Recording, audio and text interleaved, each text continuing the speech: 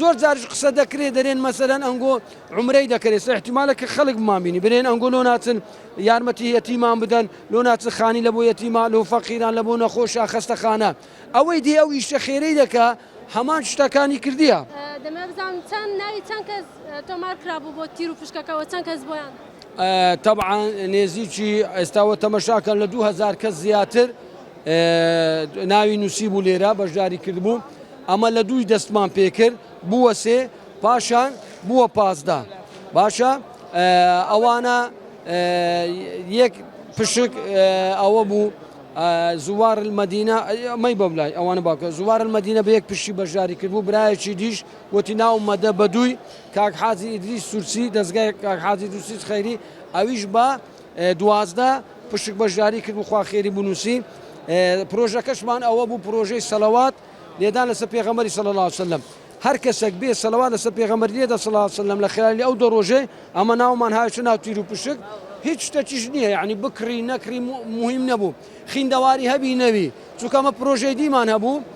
ئەوە بوو دەبای سوورەتی کەهفی لە بەرکێ بەڵام فکرمان کردو خەڵکی زۆر پرسی مامۆستا ئەدی خیندەواری نییە گوتمان ئەوەی خیندەوارشی نییە بس صلوات لسه پیغمبر لیدا صلی الله علیه وسلم لبر عظمت و گوری پیغمبری صلی الله علیه وسلم لبر برکتی صلواتکی اما ناو داونه ناو تیرو پشک استا طبعا اوا 15 کس درچو سیش من احتیاط دانایا چند جنو چند واب زانم سه جنبو اواندی پیاو بون یسانش داچ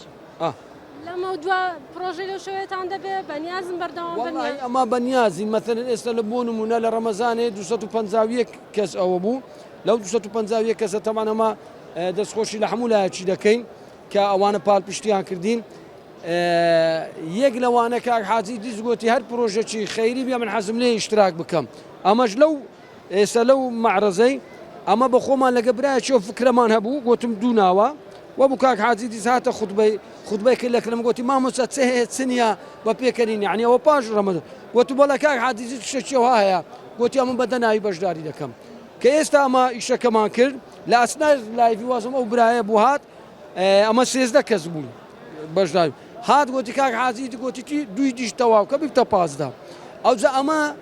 ئەوە پاش ڕەمەزانەی بەشداریمان کردێ لەوانەیە نازانم بەڵام لەوانەیە لە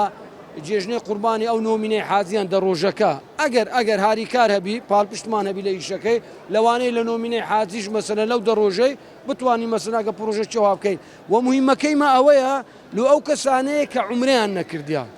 زۆر جارش قسە دەکرێت دەرێن مەسەلەن ئەنگۆ عومرەی دەکرێت احتیمالە کە خەڵک بمانبینی برێن ئەنگۆ لۆ ناچن یارمەتی یەتیمان بدەن لۆ ناچن خانی لە بۆ یەتیمان لۆ فەقیران لە بۆ نەخۆشە خەستەخانە ئەوەی دێ ئەو ئیشە خێرەی دەکا هەمان شتەکانی کردیە سەبۆ نمونە مەسەڵەن کاک حاجی دیز لەوانەیە بەدەیان وازم لەو مانگەی لەو ساڵی بەدەیان خانی کڕیە کرێسیاتیان کردیە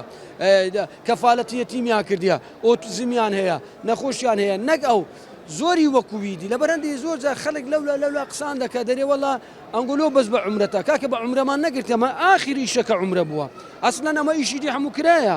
ماتۆر کرایە لە بۆ فەقیران یارمەتی فەقیران درایە کەفالەتی یەتیمان کرایە کرێ بە ساڵ درایە لە بۆ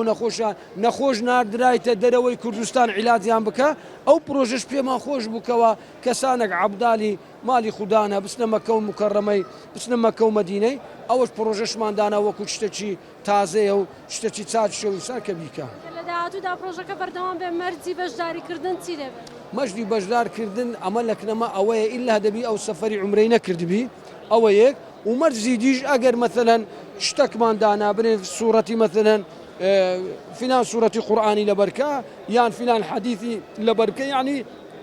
هاو شێوەی وی دەبی یان مەثەلەن برێ سبێ ڕۆژی برێ کرێتی بی مەثەلەن یان کەم دەرامەت بی یعنی حەسەب وەزعەکە ئەمە تەمەشا دەکەی بزانی شتێک بی کە ئەمە لە تاقەتی مەداوی